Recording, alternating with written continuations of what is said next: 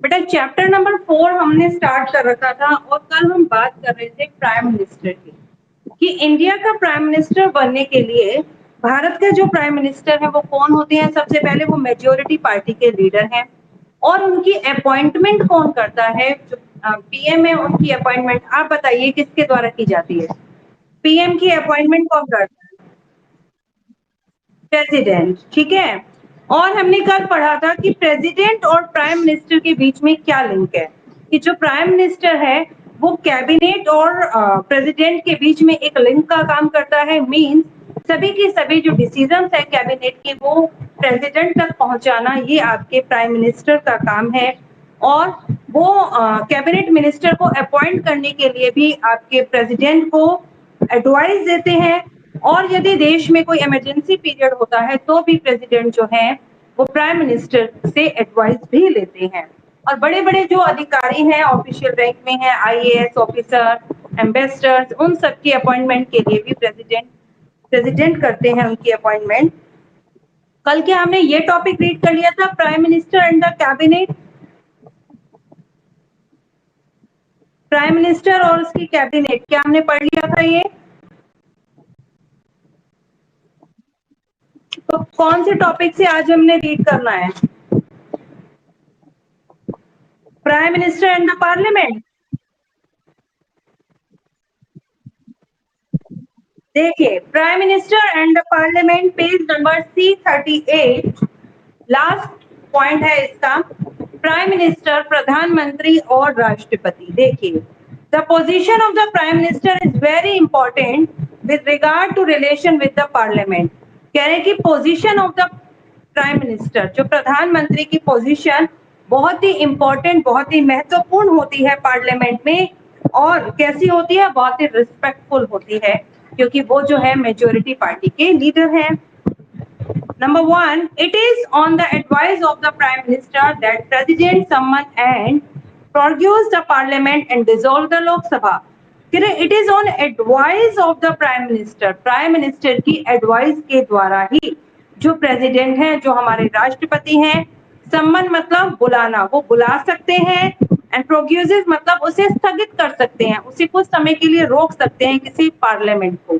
Parliament की जब session बुलाया जाता है, पार्लियामेंट की मीटिंग हो रही है, उसे बुलाना, पार्लियामेंट के ज्वाइंट सेशन को बुलाना या उसे स्थगित कर देना, ये काम प्रेसिडेंट का होता है और वो ये काम प्राइम मिनिस्टर की मदद से करते हैं। एंड डिसॉल्व द लोकसभा, और लोकसभा को भंग भी जो आपके राष्ट्रपति हैं वो प्रधानमंत्री की सलाह से ही करते हैं। The prime minister is the principal spokesman. Principal spokesman का मतलब होता है प्रमुख, स्पोकमैन मतलब प्रवक्ता जो बोलता है। Prime minister is the principal spokesman and the defender. Defender क्या होता है? रक्षा करने वाला। Defender of the government in the parliament.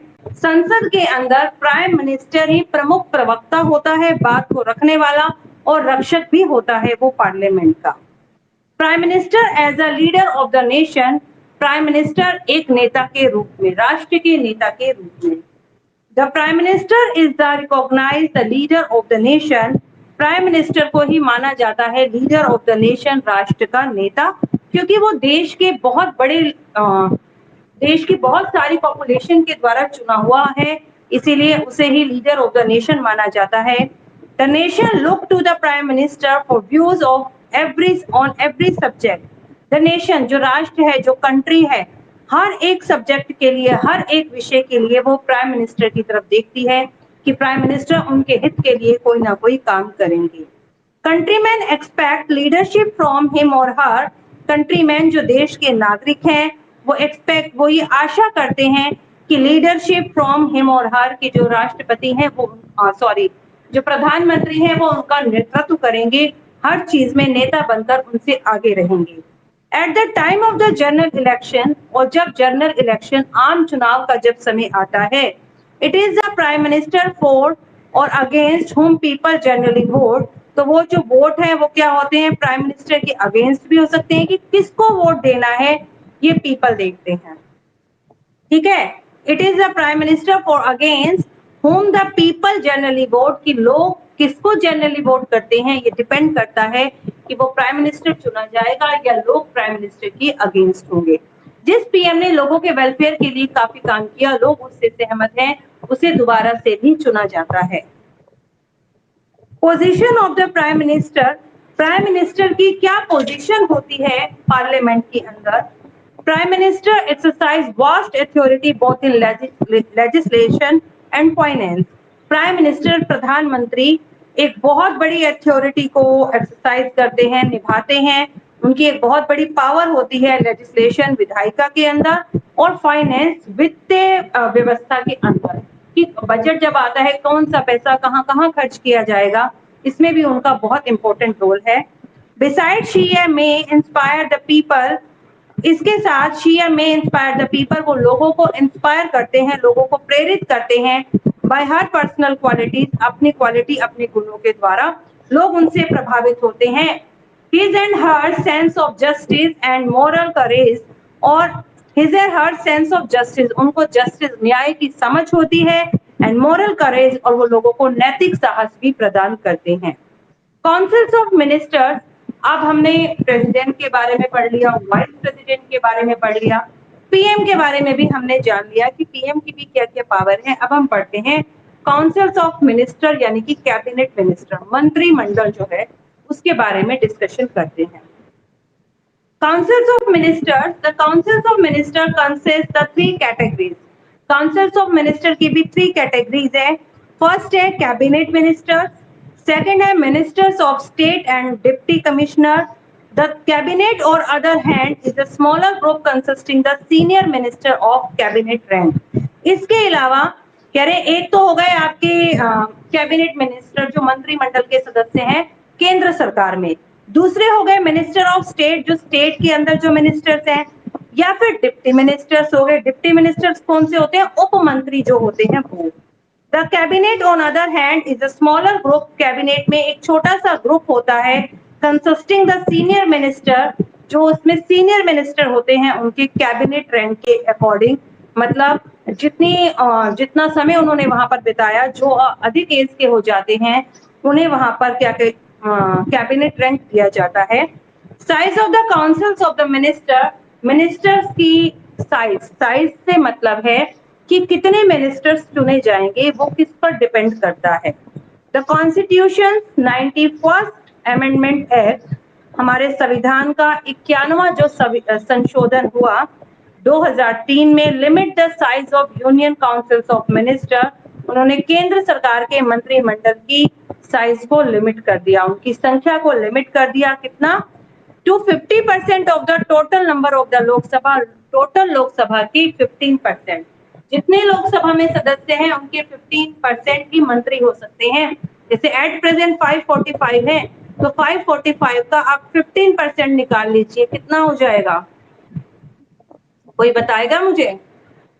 10% है यदि हम ले तो 54.5, और उसके अंदर हम हाफ और जोड़ दें तो करीबन 70 से 80 के अबव में मिनिस्टर्स आएंगे, जो आपके संख्या निश्चित हो गई। 15% टोटल लोकसभा के सदस्यों के 15% संख्या ही आपके मिनिस्टर्स की हो सकती है। Categories of the minister, minister की कौन कौन सी कैटेगरीज हैं अभी हमने पढ़ी थी। कैबिनेट मिनिस्टर है, मिनिस्टर ऑफ स्टेट राज्य के अंदर मिनिस्टर है, और डिप्टी मिनिस्टर हैं, उप मंत्री भी होते हैं। All minister however don't belong to the same rank, सभी मिनिस्टर्स का रैंक सेम नहीं होता। Usually there are 3 categories of minister, ministers की 3 कैटेगरीज होती हैं। ये तीनों ही कैटेगरीज के नेम आ गए, cabinet ministers, ministers of state and the deputy minister. The cabinet ministers hold major portfolio. देखो बेटा पोर्टफोलियो क्या होते हैं? विभाग, किस विभाग में किस डिपार्टमेंट में है उसको पोर्टफोलियो कहा जाता है। The cabinet minister hold major portfolio, जो कैबिनेट मिनिस्टर है, जो केंद्र के जो मंत्री होते हैं वो कुछ मुख्य विभागों को संभालते हैं, like home, defence, finance etcetera. Only the cabinet minister have right to attend the meeting of the cabinet, सिर्फ कैबिनेट मिनिस्टर को ही अधिकार होता है कि वो कैबिनेट की जो मीटिंग होती है उन्हें अटेंड करे, उसके अलावा और कोई नहीं होता। The minister of state are not the member of cabinet, जो स्टेट के जो मंत्री होते हैं वो कैबिनेट के सदस्य नहीं होते, क्योंकि वो तो स्टेट के हैं और कैबिनेट के अलग हैं। The deputy minister are the junior minister, और जो छोटे मंत्री हैं, मंत्री से नीचे की जो पोस्ट पे होते हैं, जिन्हें उप मंत्री कहा जाता है, वो जूनियर मिनिस्टर्स हैं। They are placed under the senior minister, वो सीनियर मिनिस्टर के अंडर ही काम करते हैं। whom they assess, जैसा कि वो उन्हें बताते हैं। जैसा कि बड़े मंत्री बताते हैं कि काम ऐसा करना है, वैसे ही जो आपके उप मंत्री हैं, जो डिप्टी मिनिस्टर्स हैं, वो उसी के अकॉर्डिंग काम करते हैं, उन्हीं के दिशा निर्देशों के अनुसार। आगे देखें, power and the functions of the councils of minister. Councils of ministers की क्या-क्या पावर हैं और क्या-क्या काम है। The councils of ministers have enormous power and manifold responsibilities. Ministers के पास बहुत बड़ी पावर, बहुत ज्यादा संख्या में बहुत सारी पावर्स होती हैं और जिम्मेदारियां होती हैं। नंबर 1 है फॉर्मुलेशन ऑफ पॉलिसीज, पॉलिसीज को बनाना, पॉलिसीज को फॉर्मुलेट करना। The cabinet formulate external and the domestic policies of the government, government की एक्सटर्नल जो बाह्य कुछ पॉलिसीज बनाई जाती हैं देश के बाहर के लिए, या डोमेस्टिक पॉलिसी या देश के अंदर लागू होने वाली जो पॉलिसीज हैं, उन्हें बनाना कैबिनेट मिनिस्टर्स का ही काम है। It take decision on all major issues, वो सभी मुख्य मुद्दों पर डिसीजन लेते हैं, सच एज जैसे कि डिफेंस, देश की सुरक्षा का मामला हो, इकोनॉमिक, देश की आर्थिक स्थिति का मामला हो, रिफॉर्म्स, सुधार का मामला हो, या फॉर्मेशन ऑफ न्यू स्टेट, या कोई नया स्टेट बनाना हो तो। नंबर 2, एडमिनिस्ट्रेटिव फंक्शंस, कुछ प्रशासनिक फंक्शन भी हैं। The cabinet is essentially the policy framing body, जो मंत्रिमंडल है वो आवश्यक रूप से ही पॉलिसी फ्रेमिंग होता है, पॉलिसीज को बनाने वाला होता है। The appropriate minister carries out the policies determined by the cabinet. The appropriatory ministry, जो एक सही, एक ठीक जो मिनिस्ट्री होती है, उसका मतलब क्या होता है, out the policies determined the cabinet की, जो वो कैबिनेट है, कैबिनेट के द्वारा ही पॉलिसीज को निर्धारित करना जो लोगों के वेलफेयर में हो। नेक्स्ट है फाइनेंशियल रिस्पॉन्सिबिलिटी, कुछ फाइनेंशियल पैसे से संबंधित वित्तीय जिम्मेदारियां भी उन पर होती हैं। The cabinet is responsible for the expenditure of the government, cabinet मंत्रिमंडल ही जिम्मेदार होता है गवर्नमेंट के खर्चों का। And raising necessary revenue to meet it, और इन खर्चों को पूरा करने के लिए रेजिंग नेसेसरी रेवेन्यू, वो कुछ नेसेसरी जरूरी जो कर हैं उनकी कर बढ़ा भी सकते हैं। कितने परसेंट कर लग रहा है, कितने परसेंट टैक्स लग रहा है, उसको थोड़ा बहुत वो बढ़ा भी सकते हैं। लेजिस्लेटिव फंक्शन, कुछ विधायी फंक्शंस भी होते हैं। The legislative power of the cabinet are follows. Number 1, although the house are summoned by the president, जब यद्यपि हाउसेस को बुलाया जाता है प्रेसिडेंट के द्वारा, प्रेसिडेंट मीटिंग के लिए जब हाउसेस को बुलाते हैं, initiative in this matter is taken by the minister of the parliament affairs। तो इनिशिएटिव का मतलब होता है शुरुआत में, शुरुआत में जो मैटर है वो जो मिनिस्टर्स के मैटर ही आते हैं उसमें, पार्लियामेंट में। Number 2, the cabinet prepare the president special address to the parliament, cabinet के जो मिनिस्टर हैं वो प्रिपेयर करते हैं, तैयार करते हैं राष्ट्रपति के प्रति संबोधन, कि राष्ट्रपति उनकी मीटिंग को प्रेसिडाइज करेंगे तो उनके प्रति एक संबोधन, एक स्पीच को तैयार किया जाता है। Number 3, in the matter of issue ordinance, जब कोई मैटर ऐसा आता है कि कोई अध्यादेश जारी होना है, the president act and the advice of the minister, तो प्रेसिडेंट अध्यादेश जारी करने से पहले जितने भी ऑर्डिनेंस है वो राष्ट्रपति के नाम पर ही जारी होते हैं, और उन्हें जारी करने से पहले राष्ट्रपति कैबिनेट मिनिस्टर्स की सलाह लेते हैं। नंबर 4, द कैबिनेट में also move on amendment of the constitution, cabinet कहा जा सकता है मूव ऑन अमेंडमेंट, संशोधन पर। यदि लगता है कि संविधान में संशोधन की जरूरत है, कैबिनेट मिनिस्टर उसके प्रति भी आवाज उठाते हैं, और फिर वोटिंग होने के बाद यदि उन्हें मेजोरिटी मिलती है तो संविधान में अमेंडमेंट भी हो जाता है। Number 5, more than 95% of the bills are of the government and are prepared by the minister, जितने भी बिल, जितने भी प्रस्ताव, प्रपोजल लोकसभा में आते हैं, कानून बनने से पहले उन्हें बिल कहा है, जितने भी बिल आपके लोकसभा में आते हैं,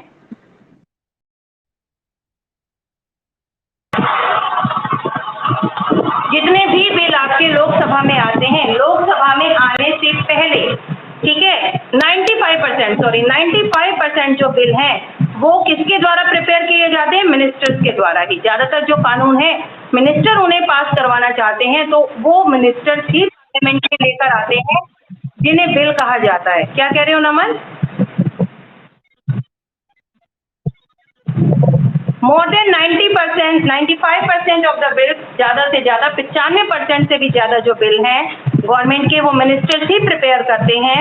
they are introduce and defend in the parliament by the minister, और पार्लियामेंट में उस बिल को इंट्रोड्यूस करना, उस बिल के बारे में बताना और उसको डिफेंड करना कि बचा कर रखना कि किस तरीके से इसके बारे में पॉजिटिव एस्पेक्ट बताकर इसे पास कराया जाए, ये सब काम भी मिनिस्टर्स का ही होता है।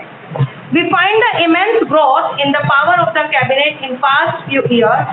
हम ये देखते हैं कि पिछले कुछ सालों में कैबिनेट मिनिस्टर्स की जो पावर में इमेंस ग्रोथ हुई, बहुत ज़्यादा बढ़ोतरी हुई, मीन्स उनकी पावर काफ़ी बढ़ गई। There are persons, ये वो लोग होते हैं, एंड ऑर्गेनाइजेशन, ये वो संगठन है which may be threat to the security of the country, जो कि देश की सुरक्षा के लिए खतरा भी हो सकता है। At the international level, अंतर्राष्ट्रीय स्तर पर यदि देखें, things are happening very fast. आज चीजें बहुत जल्दी से घटित हो रही हैं। All this has led to increase the function, जिसके कारण उनके काम बढ़ रहे हैं, and the power of the union executive और the cabinet, और केंद्रीय कार्यपालिका की और मंत्रियों की पावर्स भी काफी बढ़ गई है। अब हम बात करते हैं मिनिस्ट्रियली रिस्पॉन्सिबिलिटी की, मंत्रियों की क्या क्या जिम्मेदारियां बनती हैं। Ministerially responsibilities is the essential feature of the parliament.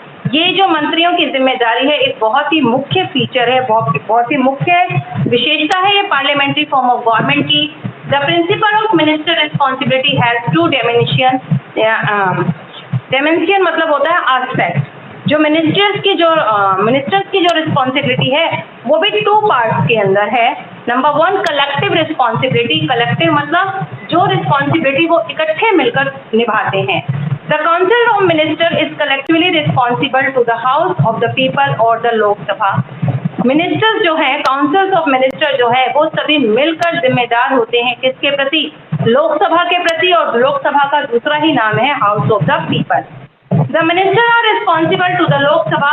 सभी मिनिस्टर लोकसभा के प्रति उत्तरदायी होते हैं। नॉट ओनली एन इंडिविजुअल, सिर्फ एक अकेला नहीं, सभी मिनिस्टर, बट कलेक्टिवली, इकट्ठे मिलकर। एक मिनिस्टर नहीं, इकट्ठे मिलकर ही वो लोकसभा के प्रति जिम्मेदार हैं। The ministers of cabinet swim and Singh together. जितने भी मिनिस्टर्स हैं कैबिनेट के, स्विम मतलब होता है तैरना, और सिंक मैंने डूबना, मतलब वो मिलकर ही स्विम करते हैं और सिंक करते हैं। इसका क्या मीनिंग हुआ कि वो यदि कोई काम कर रहे हैं, जब तक वो पावर के अंदर है तो वो मिलकर ही पावर में आते हैं और मिलकर ही उनका कैबिनेट वहां से डिसॉल्व हो जाता है। मतलब कैबिनेट मिनिस्टर इकट्ठे ही रिस्पॉन्सिबल हैं कि उनके काम को किस तरीके से प्रभावी ढंग से चलाया जा सके और वो पार्लियामेंट में अपना विश्वास, अपना कॉन्फिडेंस बना सके। उनका कॉन्फिडेंस भी इकट्ठा बने रह सकता है, और जब कॉन्फिडेंस जाता है तो भी इकट्ठा ही, मीन्स वो तैरते भी इकट्ठे हैं और डूबते भी इकट्ठे हैं। When a decision has been taken by the cabinet, जब कैबिनेट मंत्रिमंडल के द्वारा कोई डिसीजन लिया जाता है, every minister has to stand by it without hesitation। तो हर एक मिनिस्टर उसका समर्थन करता है बिना किसी हेजिटेशन के। A minister has that lost the confidence of the Lok Sabha must resign। जब मिनिस्टर लोकसभा के अंदर अपने कॉन्फिडेंस को, अपने विश्वास को खो देते हैं, सही तरीके से काम नहीं करते, तो मस्ट रिजाइन, तो उन्हें वहां से इस्तीफा देना पड़ता है। इंडिविजुअल रिस्पॉन्सिबिलिटी, ये तो थी उनकी कलेक्टिव रिस्पॉन्सिबिलिटी। अब इंडिविजुअल रिस्पॉन्सिबिलिटी जो हर मिनिस्टर की डिफर होगी। So the ministers are collectively responsible to the Lok Sabha. सभी मिनिस्टर्स मिलकर लोकसभा के लिए रिस्पॉन्सिबल होते हैं। They shall also be individual responsibility to the head of the state। और उन सबकी अपनी अपनी रिस्पॉन्सिबिलिटी होती है हेड ऑफ द स्टेट के नाते। The ministers hold office। Ministers अपने मंत्रालय को संभालते हैं during the pleasure of the president. जब तक कि प्रेसिडेंट की प्रेजर हो, मतलब प्रेसिडेंट के खुश होने से मतलब ये है जब तक कि वो लोग पावर में हैं और लोगों के वेलफेयर के लिए काम कर रहे हैं, तब तक वो प्रेसिडेंट के प्रेजर में है। It implies that the minister shall be liable to be dismissed by the president for their desirable activities। कह रहे हैं इसका अर्थ क्या है, प्रेसिडेंट के प्रेजर का अर्थ क्या है? इसका अर्थ यह है कि मिनिस्टर इज लायबल, मिनिस्टर तब तक भागीदार होता है अपने पद का जब तक कि to be dismiss by the president, जब तक कि प्रेसिडेंट के द्वारा किसी अनडिजायरेबल एक्टिविटी, उसकी किसी गलत एक्टिविटी के कारण जब तक कि उसे रिमूव नहीं कर दिया जाता, उसे डिसमिस नहीं कर दिया जाता, तब तक वो पावर में रहता है। However, in these matter, President act and the advice of the Prime Minister, और इन सभी मैटर्स पर जो प्रेसिडेंट हैं वो आपके प्राइम मिनिस्टर की सलाह लेते हैं। Method by which parliament ensure ministerial responsibility, वो मैटर बाय विच जिसके द्वारा पार्लियामेंट एंश्योर, पार्लियामेंट सुनिश्चित करती है कि मिनिस्टर की रिस्पॉन्सिबिलिटी क्या क्या होगी और वो किस तरीके से अच्छे तरीके से उन्हें निभाएंगे। There are several methods, कई ऐसे तरीके हैं by which the parliament ensure, जिनके द्वारा पार्लियामेंट मिनिस्टर्स की रिस्पॉन्सिबिलिटी को एंश्योर यानी सुनिश्चित करती है। They are follows, वो ये निम्नलिखित है, 5 दे रखी है यहाँ पर। Number 1, to put to minister question, minister से क्वेश्चन पूछना, क्या नई पॉलिसी चल रही है, वो कैसे अपने विभाग का काम कर रहे हैं, उनसे क्वेश्चन पूछना, शुड बी प्रॉपर्ली आंसर्ड, और उन्हें सही तरीके से आंसर देना चाहिए। No minister can afford to take a question lightly, कोई भी मिनिस्टर उस क्वेश्चन को लाइटली नहीं ले सकता, because sometime even a simple inquiry, कभी कभी एक सिंपल सी इंक्वायरी में led to unexpected volume of criticism, उनके लिए एक बहुत बड़ी आलोचना का मैटर बन जाती है। यदि वो सही से आंसर नहीं देंगे, बात को घुमाएंगे, तो उनके प्रति लोगों का विरोध बढ़ता चला जाएगा। The question give the members of parliament some measure of control over the executive, कुछ क्वेश्चन जो give the members of the parliament के मेंबर को दिए जाते हैं, वो ये कंट्रोल करते हैं कि एग्जीक्यूटिव पर उनका कंट्रोल होगा। मीन्स अगर वो किसी काम को कर रहे हैं तो एग्जीक्यूटिव पर कंट्रोल करने के लिए कि कार्यपालिका सिर्फ अपनी मर्जी से, अपनी इच्छाओं के अनुसार काम करे, ऐसा नहीं हो। मिनिस्टर से क्वेश्चन पूछना बहुत ही इंपॉर्टेंट है, और यदि मिनिस्टर उन क्वेश्चन के आंसर देने में वो सक्सेस नहीं हो पाता है, ठीक है, वो जवाब नहीं दे पाता कि उसने ऐसा क्यों किया या वो लोगों का वेलफेयर हो रहा है या नहीं, तो फिर उसे अपने पोस्ट से रिजाइन भी देना पड़ सकता है। Number 2, moving an adjournment motion for discussing an important matter that should have urgent consideration, कह रहे moving an adjournment motion, adjournment motion होता है स्थगन प्रस्ताव, मतलब किसी चीज को पोस्टपोन करना, किसी भी इम्पोर्टेंट मैटर को या भी किसी डिस्कशन, उसको डिस्कशन करने के लिए उसे पोस्टपोन कर देना। या क्यों करते हैं उसे पोस्टपोन, ताकि उसको पोस्टपोन कर उस समस्या के ऊपर अर्जेंट कंसिडरेशन, अर्जेंट मतलब उस पर गहन विचार किया जा सके और उसका सॉल्यूशन निकाला जा सके। Number 3, moving cut motion when the financial matters are under consideration, कह रहे moving cut motion, cut motion मतलब कटौती का प्रस्ताव फाइनेंशियल मैटर में होता है। जब भी आर्थिक स्थिति बिगड़ती है तो सरकार जो गवर्नमेंट ऑफिसर्स हैं उनके वेतन में, उनके भत्ते में कुछ कटौती करती है, अपने मतलब जितनी सैलरीज उन्हें मिल रही हैं, जितनी फैसिलिटीज उन्हें मिल रही हैं, उसमें कुछ कमी कर देती है, कुछ कटौती कर देती है, ताकि फाइनेंशियल स्थिति को बैलेंस किया जा सके। जैसे अभी पीछे सुना था आपने कि जितने भी गवर्नमेंट ऑफिसर्स हैं उनकी जो सैलरी है, कोरोना का वित्तीय संकट आया तो उनकी सैलरी कुछ कम कर दी गई, तो ये कट मोशन भी है। Moving censure motion, censure motion मतलब होता है निंदा का प्रस्ताव आना, बुराई का, आलोचना का, अगेंस्ट द इंडिविजुअल मिनिस्टर, जब किसी एक मिनिस्टर के प्रति इस प्रकार का प्रस्ताव आता है, a group of minister for their failure, तो इसका मतलब यह है कि जो पूरा का पूरा मिनिस्टर, या तो वो इंडिविजुअल मिनिस्टर के लिए आया है वो निंदा का प्रस्ताव, या पूरे के पूरे मिनिस्टर के लिए आया है, जो मिनिस्टर का ग्रुप है उनके लिए। इसका मतलब क्या है, फॉर देयर फेलियर, कि वो अपने काम में फेल हुए, इसीलिए उनके लिए ये निंदक प्रस्ताव आया पार्लियामेंट में। Moving a non confidence motion, या फिर नॉन कॉन्फिडेंस मोशन का आना, इसका मतलब होता है अविश्वास पत्र। यदि किसी मिनिस्टर के खिलाफ नॉन कॉन्फिडेंस मोशन आता है और लोकसभा के आधे से ज्यादा मेंबर उस पर एग्री हो जाते हैं, तो उसको वहां से रिजाइन देना पड़ता है। Such a motion is moved by the member and the leader of the opposition, इस प्रकार का मोशन पार्लियामेंट का कोई भी सदस्य या लीडर ऑफ द ऑपोजिशन, विपक्ष का जो लीडर है, जो नेता है, वो ला सकता है। If a motion is carried, यदि ये मोशन पास हो गया, इट इम्प्लाइज, तो इसका अर्थ है लॉस ऑफ कॉन्फिडेंस कि उन नेताओं ने अपने कॉन्फिडेंस को, अपने विश्वास को खो दिया है and government has to resign. अब गवर्नमेंट को रिजाइन देना ही होगा। तो बेटा ये चैप्टर यहाँ पर कंप्लीट हो गया आपका, ठीक है। आप इसका एक्सरसाइज पार्ट निकाल लीजिए। आप कर लिया ओपन? इसकी एक्सरसाइज में एमसीक्यूज हमने कल कर लिए थे ना, फिर भी जिसने नहीं किए वो टिक लगा लो। फर्स्ट एमसी का था सी पार्ट, सेकेंड का भी सी Rajendra Prasad, third Lok Sabha, fourth 14 and fifth का था 12। अब हम करने वाले हैं आज फिलअप करिए, fill in the blank.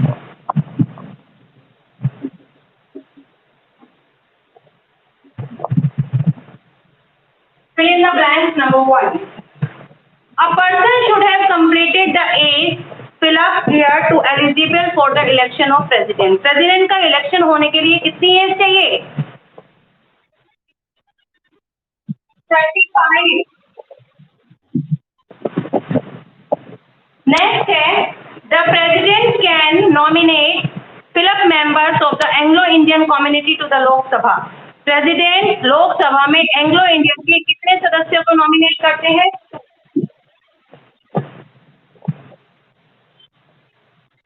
The president can declare emergency. President जो है आपातकाल की घोषणा कर सकते हैं इन द इवेंट ऑफ, जब क्या क्या हो जाए, वॉर हो जाए, युद्ध हो।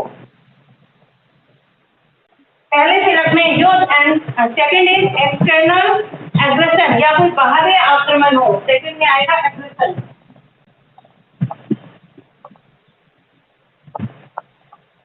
और आर्म रिबेलियन या फिर सशस्त्र विद्रोह हो। ये तीनों फिलअप में लिख लो आप। द वाइस प्रेसिडेंट, जो हमारे वाइस प्रेसिडेंट है, कौन है वाइस प्रेसिडेंट हमारे, बताइए। वो वाइस प्रेसिडेंट है, वो एक्ट ऑफिसर चेयरमैन होते हैं। किसके चेयरमैन है वो? राज्यसभा के। राज्यसभा के चेयरमैन होते हैं वो ex officer chairman. Armed, ARMED। Number 5 अभी अभी पढ़ा था हमने ये, the size of the union council of minister is limited to कितने % कर दिया है? 15%। 15% हो गया है। मेंबर्स ऑफ द लोकसभा, दूसरे में आएगा लोकसभा कि मिनिस्टर्स की संख्या लोकसभा में कितनी होगी? टोटल लोकसभा के मेंबर का 15%। नेक्स्ट है ट्रू एंड फॉल्स।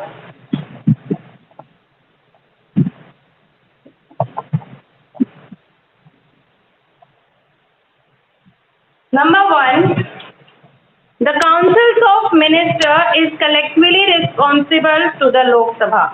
सभी के सभी काउंसिल्स ऑफ मिनिस्टर, जो मिनिस्टर्स हैं, काउंसिल के जो मंत्री परिषद है, is collectively responsible to the Lok Sabha.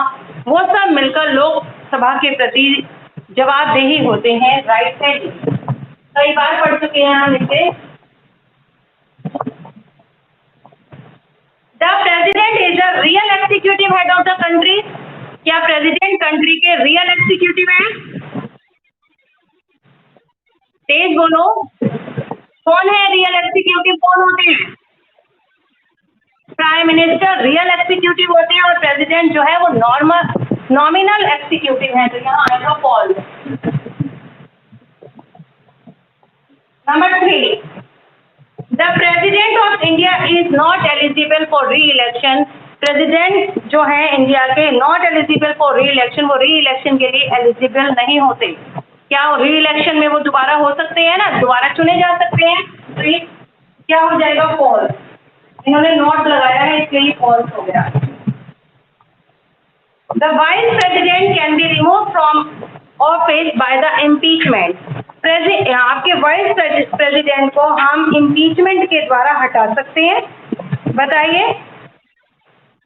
Impeachment के द्वारा तो आपके प्रेसिडेंट को हटाया जाता है। वाइस प्रेसिडेंट में हमने यहाँ पढ़ा था, देखिए, there is no provision for the impeachment of vice president, कि वाइस प्रेसिडेंट के लिए इम्पीचमेंट का कोई भी प्रोविजन, कोई भी प्रावधान नहीं होता है। तो क्या लिखेंगे यहाँ पर? फॉल्स।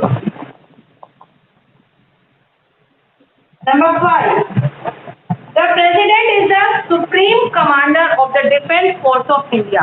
भारत की जो डिफेंस फोर्स है उसका सुप्रीम कमांडर प्रेसिडेंट, राइट है।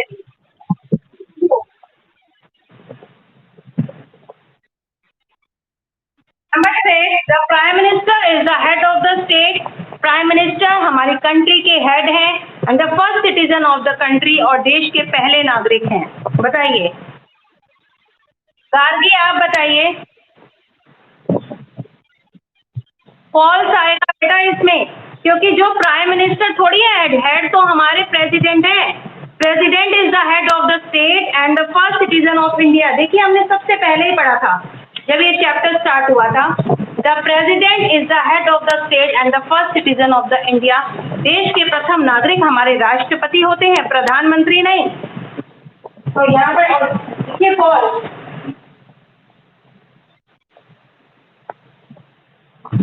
The Prime Minister is linked between the cabinet and the president. Prime minister cabinet मंत्रिमंडल और राष्ट्रपति के बीच में लिंक का काम करते हैं, मतलब कैबिनेट के डिसीजन प्रेसिडेंट तक पहुंचाना आपके प्राइम मिनिस्टर का काम है। ट्रू या फॉल्स? ट्रू।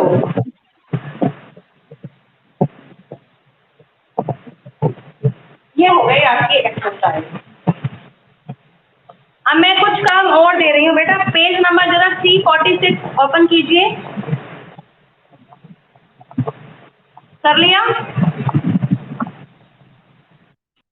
अब इसमें आपका एक टेस्ट पेपर दे रखा है ना? सब बच्चों ने ये सॉल्व करना है। जो ये 4 चैप्टर हमने पढ़े उन्हीं से रिलेटेड ये आपने MCQ सिलअप, ये 2 चीजें आपने फाइंड आउट कर रखनी है कल तक। ओके? नहीं, रफ में टिक कर लेना, फिर मैं दोबारा करवाऊंगी आपको।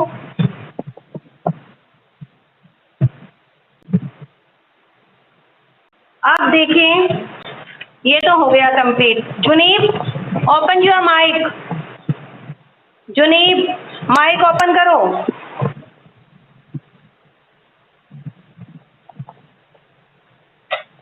जुनीब, आवाज नहीं आ रही बेटा।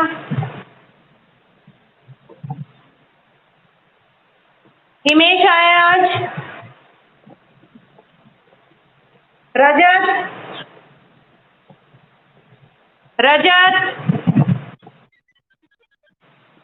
अब देखो नोटबुक चेकिंग का टाइम आता है तो ये गायब हो जाते हैं। रजत कौन से सेक्शन का है बच्चों? A1 का है ये तो। साहिल, साहिल कौन से सेक्शन से हो? साहिल,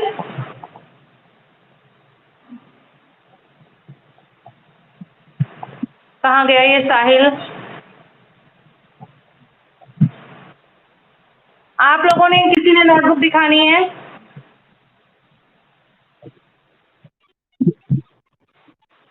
थर्ड चैप्टर अभी मैंने चेक नहीं किया, थर्ड बाद में करूंगी। और बताइए 2 तक किसी को चेक करवाना है? राहुल, आपने कल मुझे आधा काम दिखाया था। Rahul, section A5, open your mic. Rahul, Rahul मेरी आवाज नहीं आ रही है अब तक। सिर्फ आपने मुझे 0 दिखाए, सिविक्स नहीं दिखाई है।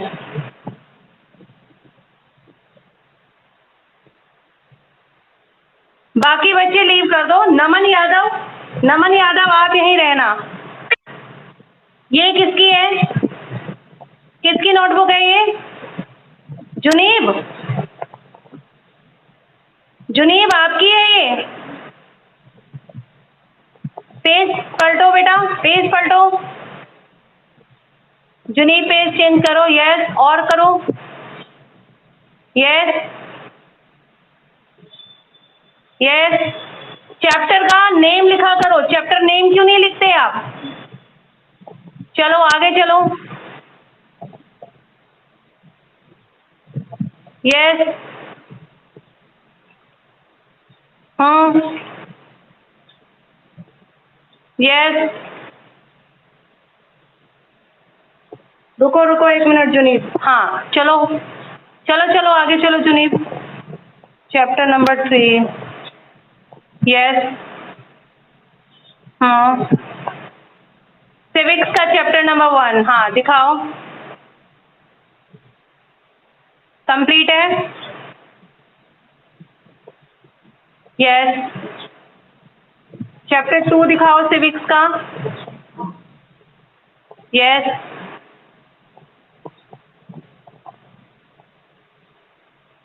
चैप्टर 3 दिखाओ बेटा।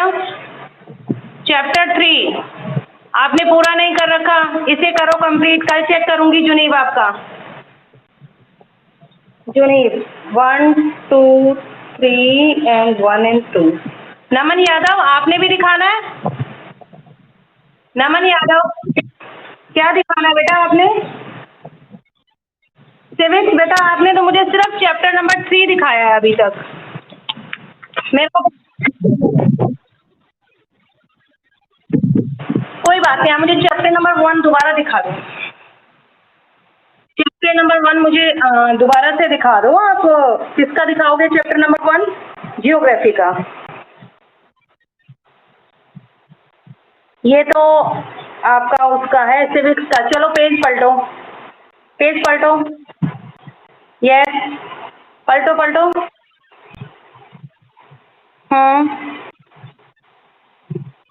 यस। सेक्युलरिज्म के कितने क्वेश्चन कर रखे हैं नमन?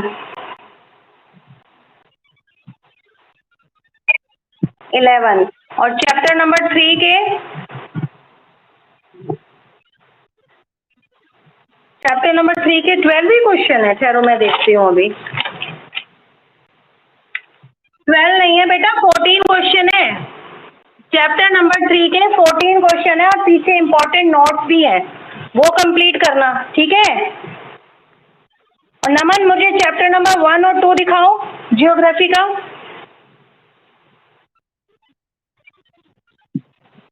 अच्छा ठीक है, चैप्टर नंबर 2 दिखाओ।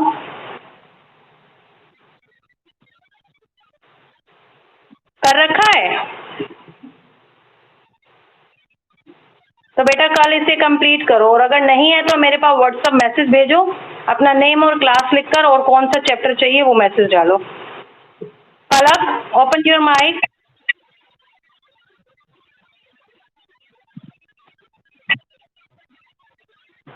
पूरा नहीं आ रहा था, कितना आ रहा था? आखिरी का पेज नहीं आ रहा था। आखिरी में क्या भेजा था मैंने? कल तो मैंने कुछ भेजा ही नहीं। अच्छा इम्पोर्टेंट नोट कितने कितने पॉइंट्स आ रहे थे आपके पास?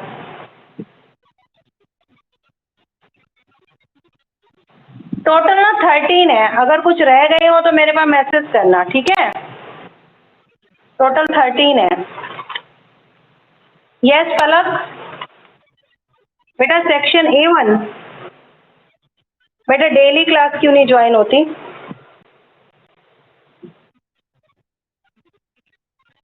देखो बेटा मैंने तो आपका नाम नोट नहीं किया अभी तक। दिखाओ आपने क्या क्या काम कर रखा है।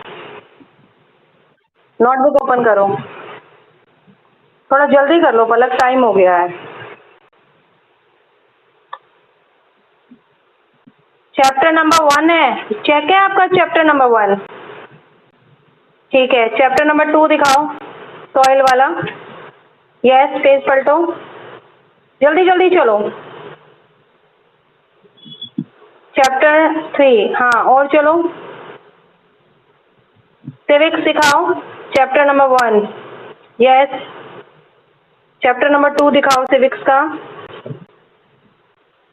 ये पीछे चैप्टर नंबर 1 निकालो बेटा एक बारी। ठीक है 2 दिखाओ।